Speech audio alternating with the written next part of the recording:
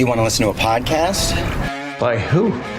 Georgia GOP Congressman Doug Collins. How is it? The greatest thing I have ever heard in my whole life. I could not believe my ears. In this house, wherever the rules are disregarded, chaos and mob rule.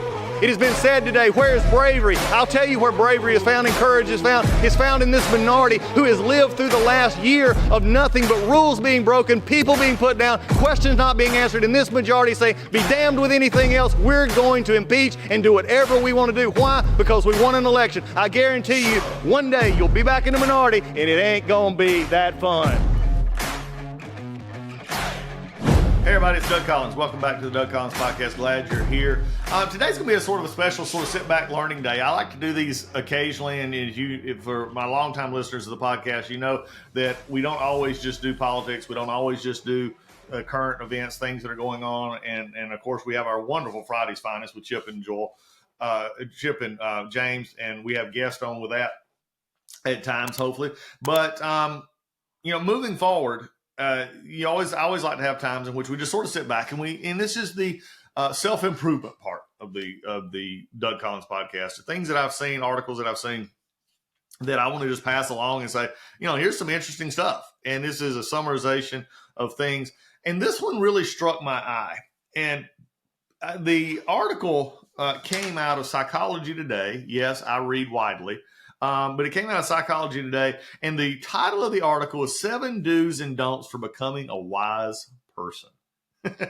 I've heard a lot of things. Wisdom is an interesting thing, and right after the break, we're going to dive into it, give you these 7, let you take it, do as you will, but we got a lot to just dive into here. So be back right after the break, we'll dive into it. Hey folks, when you look out and you see the country and just the disarray it is, you see the Biden administration, you see the wholesale prices have just went through the roof again. Inflation is tearing us up. If you have your finances all impinged in just a few areas, if you're just in stocks and bonds and you're not diversified, I got some news for you. You need a navigator. You need somebody to help you get to where you need to go with those finances. And I can't think of anybody better to do that than my friends at Legacy Precious Metals. You need precious metals in that portfolio. You need gold and silver.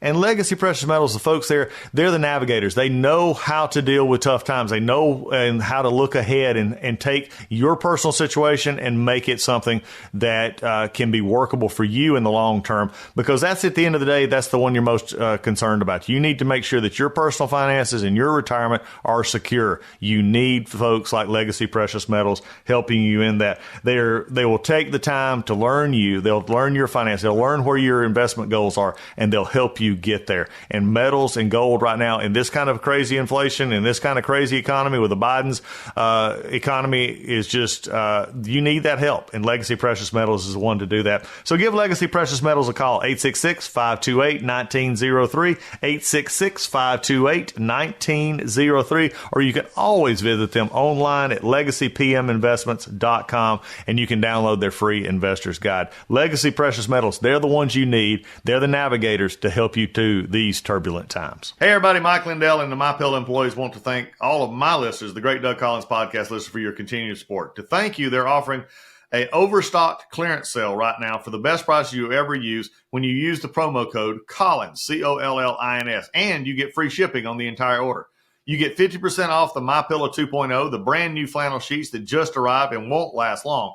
Get six-pack towel sets for only $29.98.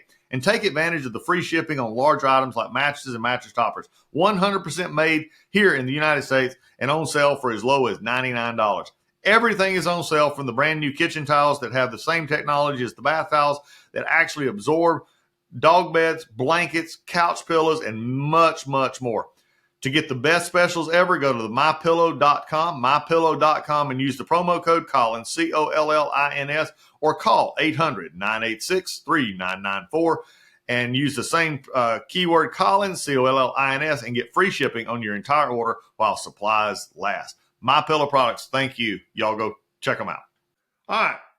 As I stated before we went to break, the article is entitled 7 Do's and Don'ts for Becoming a Wise Person. It's by Ray Parker. It was a book review by Ray Parker of a book by Robert Sternberg, What is Wisdom? It's just a brand new book that's out. And, think about this. If how many of us want wisdom? Knowledge, wisdom, and the characteristics between the two. I know a lot of people with knowledge, but not a lot of wisdom. I've known people with wisdom who obviously have a lot of knowledge, but maybe not from the traditional sources. In looking at this in discussion, I want to take it a trip. I've said this before. My dad often talked about when I was, going through school and, a college graduate, master, and he would just talk about sometimes that people can be educated idiots. And what he meant by that is that life revolves around more than just education. It's more than just reading books. It's more than taking the black and white of reality and saying everything fits that narrative, that monochrome narrative.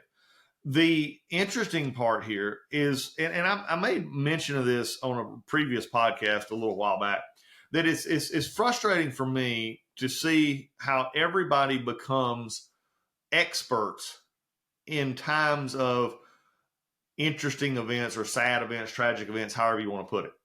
As we look back over the last few weeks, I talked about this in the Baltimore bridge crash, and then all of a sudden people who have never possibly been on a merchant ship or vessel, who are not engineers, who are not, ever served, maybe they went on the Thunder River ride at one of the Six Flags amusement parks, but they have all of a sudden become experts on how machinery and like ships ought to operate. You see this in the other one, which we've not ever really discussed, and I got to maybe get James and Chip to discuss this on a Friday's Finest. Maybe this is always something. Is this issue with the obsession with the royals? And now the royals don't help themselves, and the royals, of course, I'm speaking of, which are the British royal family. When Kate Middleton and it's all this issue around her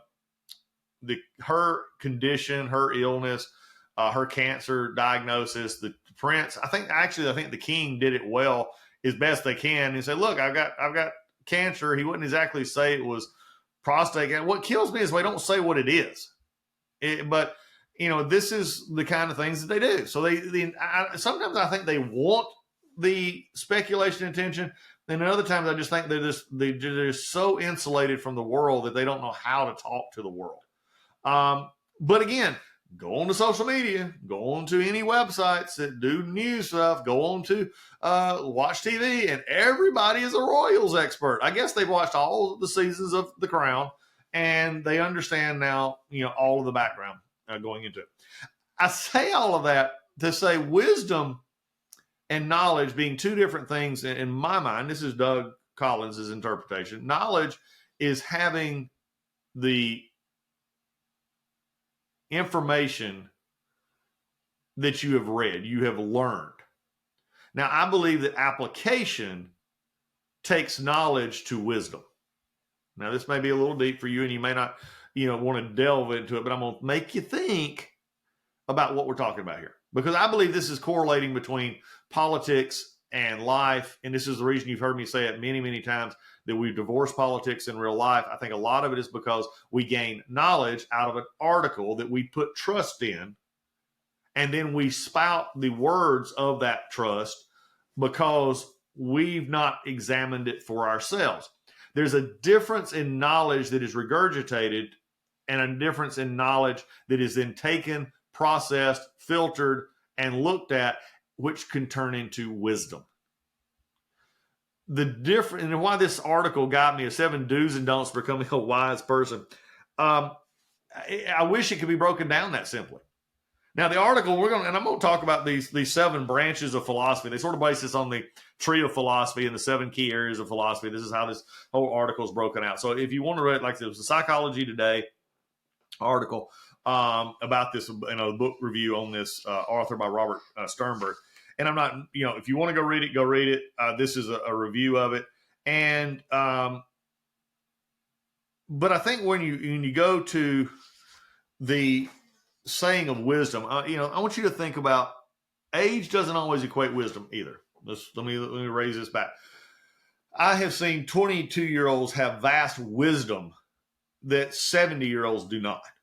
I have seen younger people that have wisdom that you would go to, that you would seek their insight, that you would want to know what they believe about something. And I know 60 and 50-year-olds that I wouldn't trust, with a simple direction. That doesn't mean they're bad people on either side. It just means that wisdom is a different scale of knowledge. Think about that person in your family, or that person in your church, your synagogue, your workplace, that business. Maybe it's the person in your business that you know who's been there for a long time. They have the institutional knowledge, and you go for them for wisdom. Now, they may not lead the company. In fact, they may have had their own department. They may just be happy where they're at, but they look and they see wisdom because they've acquired it. They know. They don't worry about how to do their job. They know how to do their job. They have now taken that knowledge and seen many years of experience go to that knowledge, and then has brought forth a tree of wisdom. That doesn't mean that everybody in that same company will have that. Some just go on what's before them. They move on and they don't think about it. But maybe you have them. Maybe you have them in your family. Maybe it's that grandmother. Maybe it's that father. Maybe it's that uncle or aunt that you go to in times of when you need an answer. Maybe it's that pastoral friend. Maybe it's your pastor. Maybe it's your rabbi. Maybe it's your imam. Maybe it's whoever you go to for spiritual advice. It can be a best friend. A lot of us are blessed with friends who have a lot of wisdom. And it doesn't mean you're always going to agree with them. And really, a lot of times, the best way to tell friends of wisdom that or people who have wisdom is they will tell you what they believe. They tell you the facts of what they're seeing that has been synthesized through the learning that they have had and the life experiences that they have accumulated and the actions that they have taken previously. And they're not going to be upset if you don't agree with them. They may be frustrated, and they may say something like, well, if you weren't going to take my advice, why did you come? Which is a valid, fair discussion. But in looking at this, the real issue becomes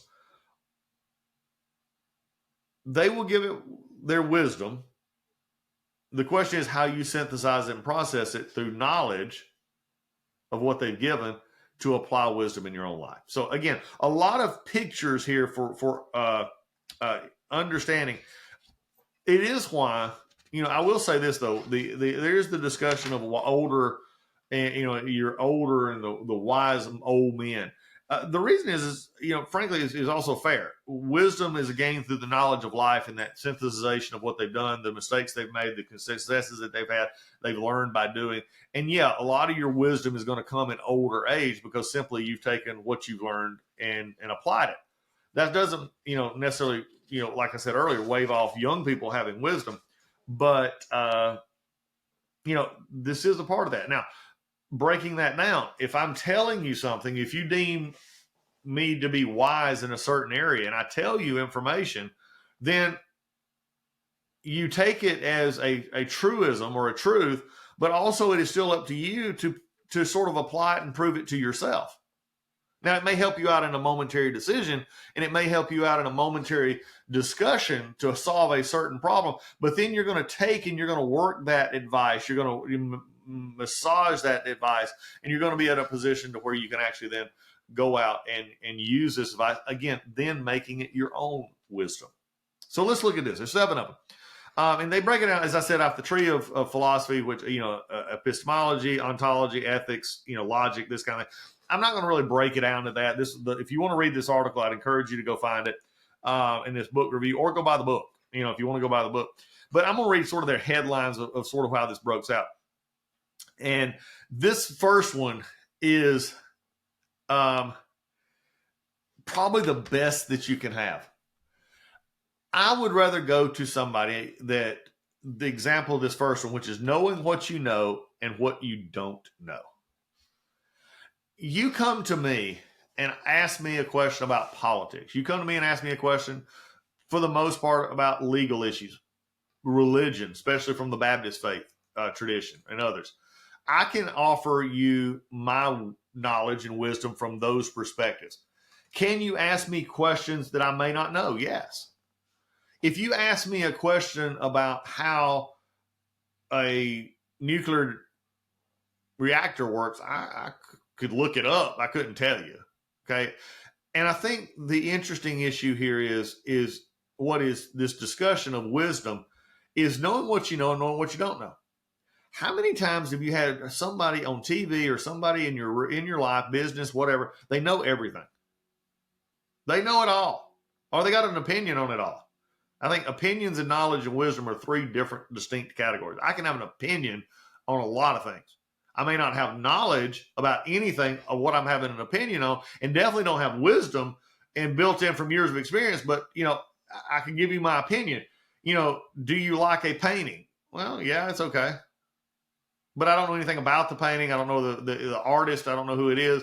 I can tell you an artist by, a painting that was done by a 5-year-old, compare it to a Picasso or some other, great painter supposedly.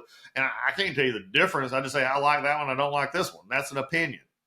My knowledge, well, if I learned that this was a 4-year-old, I learned the background of this one, maybe it would change my mind. I still may or may not like it.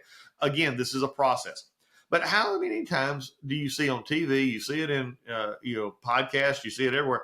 I don't have the answers. If you come to the Doug Collins Show and say you want answers to everything, sorry, you're on the wrong podcast.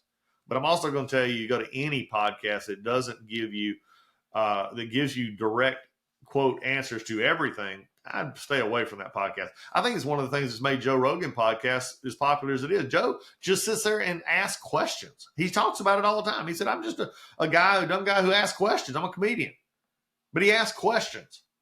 And I think that's where most of our folks in life, he doesn't claim to know. And if he was in jiu-jitsu or if it was UFC, yeah, he's got a comedy. He's got a vast knowledge and wisdom of how that operates.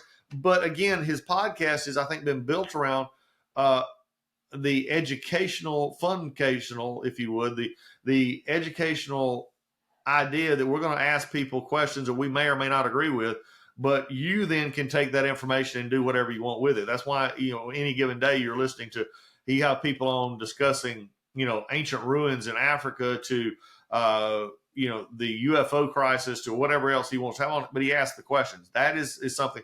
But he knows his limitations. It's like the old Clint Eastwood quote, every man must know his limitations.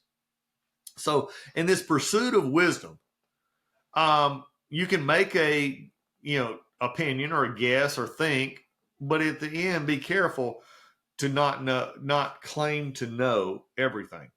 And I know this sounds basic to some, but it's just not as basic as we want it, because in a society of social media and of Twitter and X, whatever you want to call it, Facebook, Instagram, all these other things, people are well equipped to give their opinions pretty quick. The next thing is keep the good of others at the forefront of your decision. This goes back to sort of the wise person understands that the problem of today could be the benefit of tomorrow. Or put another way, in a political way, the opponent that you have today on an issue, and then be the best friend you have on the next issue. Wisdom looks long term. Wisdom is not a short term issue. Knowledge is something you gain over time. Wisdom is something you can look back on and realize, okay, I may firmly, and I've had this happen many times in political life, that I disagree with someone greatly on a policy position, but know that I've got another issue coming up later that I need them on. And we may disagree here, but we agree here. This idea of looking out for others, looking out for greater good, understanding that mending fences and not staying at enmity with other people. There's also a biblical role as well, coming off of Easter, recently. This idea of forgiveness, this idea of moving forward, this idea of saying we may have disagreed here and had a problem. Let's come back together is one that we, I think from our perspective of wisdom, have to deal with. The third one is an ethical kind of issue, and it's having a clear sense of right or wrong and stick to it. Wisdom gives you it has its gravitas, if you would. It has his standing in the fact that it's come from a principled position. I've never had a person that I thought was wise that constantly changed their mind. I just didn't. Now, have I had wise people who, after learning something else, modified a position or had a different idea about a position, it was not from a what I call a categorically moral foundation. No, that doesn't happen. There's moral rights and wrongs. You don't kill, you don't harm children, you don't the idea of those are just off the table. Those are moral clarity, right and wrong kind of issues. But there are certain things that in politics, even in life, that I've learned that I had wisdom on, but then have learned by other things that have come up that have modified my position or changed it. But yet there are principal positions that certain things matter, certain things will always matter, and that right and wrong are valid positions, and you can be wrong. So you try to be right, but those right comes up with a clear sense of right and wrong. The ambiguity, wisdom is not ambiguity in many ways. Wisdom is not knowing something, is being amorphous about something. This is why pastors, and I've used this term before, and I don't know if I've ever used it on this podcast, but I've said this before. I heard it from an old preaching professor that I had one time, that a mist in the pulpit is a fog in the congregation. In other words, if you're not clear from the pulpit on the articles and dynamics of your faith, then it's going to be a fog to the congregation. They're not going to know what you mean. And they will take what they believe and go with that instead of here's the moral truth that the scripture actually says. So again, keeping that in mind going forward. The article also goes on to talk about logic, and it makes one of the statements that says that be able to make decisions based on analytical judgment, not gut feelings. I wish I could do this one. This was probably the hardest for me. How many of you have been saying, just trust your gut? And how we've made decisions on trusting your gut. The Gladwell books, there's been so many out there discussing on how we make decisions. And really, how many times have you had that discussion? The first thing that you thought of ended up being the right one. Your brain is an amazing thing. God is an amazing God who made a brain that processes beyond the capacity of any computer out there in different ways. And I mean, where you may think with this AI technology and everything else, it gains knowledge, it can have, but your mind has a 360 look. I mean, your mind can do things, and when challenged, can come up with ideas and thoughts that no man-made device can do right now. And if you're offended by that, I'm sorry. It just can.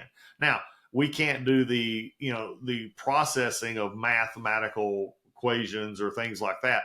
If you want to be specific, well, Doug, I can do a math and do all these big mathematical problems and spit it out in a minute. Okay, fine. But the diametric thought of